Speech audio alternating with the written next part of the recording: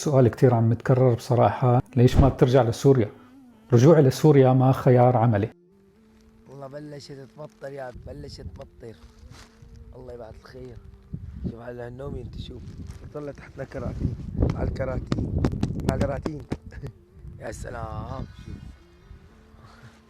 اما نومي غير شكل، احلى نومي في العالم. يا واصيل تعال جيب لي على النومي هاي على اوروبا. شو نسوي الرزق. الحياة هنيك غير ممكنة حاليا، حتى الناس اللي ما طلعوا أصلا من سوريا يا دوب عم تمشي معهم الحياة. الناس مفكرة الموضوع وطن وغربي، والحقيقة الموضوع هل فيك تعيش أو لا. بسوريا اليوم حتى اللي ما طلعوا عم يحاربوا ليكملوا يومهم. أنا ما طلعت سياحة منها، طلعت لأنه الحياة هنيك توقفت، وإذا رجعت ما رح أقدر أوثق الواقع شو عم بصير مع الناس والمهاجرين بأوروبا، ولا أشتغل. وأنا حابب شارك تجارب الناس وتجاربي، ما أرجع لمأساة بلا نتيجة أو بلا أهداف، ولا أكون مين أنا ما هارب، أنا عم حاول أعيش بطريقة إلى معنى.